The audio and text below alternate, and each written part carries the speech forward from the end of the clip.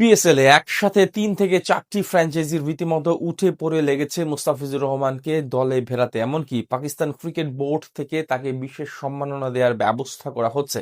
সবাইকে জানিয়ে দেওয়া হবে ফিসকে নিতে হলে দিতে হবে সর্বোচ্চ পারিশ্রমিক। দলগুলোর মালিকরাও মুখিয়ে আছে তাকে দলে পেতে। পিএসএল এ মুস্তাফিজের এমন আকাশচুম্বী চাহিদা এবং পাকিস্তানিদের ভালোবাসা নিয়ে বিস্তারিত রিপোর্ট।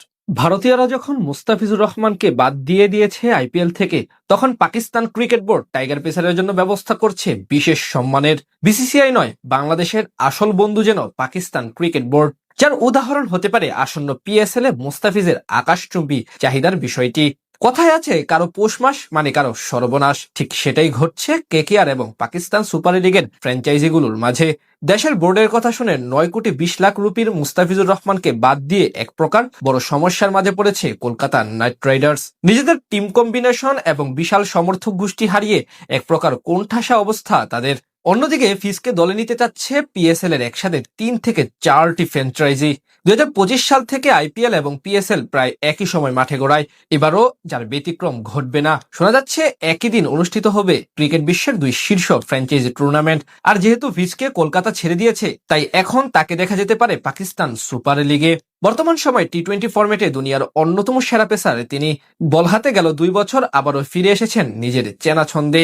সবশেষ আইএল টি20 লিগে দুবাই ক্যাপিটালসের জার্সি গায়ে মাত্র 8 ম্যাচে শিকার করেছেন 15 উইকেট। তাছাড়া রান খরচের দিক থেকেও দিয়েছেন যথেষ্ট কিপটেমির পরিচয়। এসবের পাশাপাশি চলতি বিপিএল এ আছেন সেরা উইকেট সংগ্রাহক তালিকার 3 নম্বরে।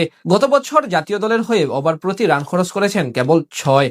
এমন দুরন্ত ফর্মে থাকা ফিস টি20 ক্রিকেটের জন্য যে কোনো দলের জন্যই হতে পারেন বড় ট্রাম্প কার্ড। আর সেই কথা মাথায় রেখেই পিএসএল এর ফ্র্যাঞ্চাইজিগুলো উঠে পড়ে লেগেছে।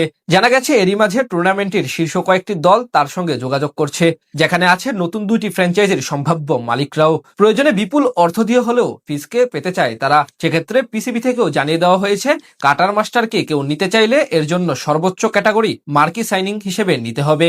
এছাড়া ফিজের মার্কেট ভ্যালু বা ব্র্যান্ড ভ্যালু এবং সর্বোচ্চ সম্মান নিশ্চিতও সচেষ্ট দেশটির ক্রিকেট বোর্ড। বিষয়গুলো নিশ্চিত করেই ফ্র্যাঞ্চাইজিগুলোকে দলে নিতে হবে তাকে।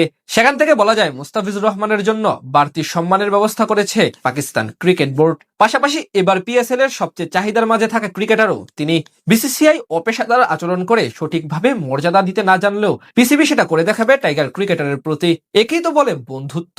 ক্রিকেট ভদ্রলোকের খেলা, সেখানে এমন দৃশ্য দেখা যাবে এটাই তো স্বাভাবিক। কিন্তু বিসিসিআই দিন দিন নিজেদের ছোট মনের পরিচয় দিয়ে বিষয়টি বিতর্কিত করে যাচ্ছে।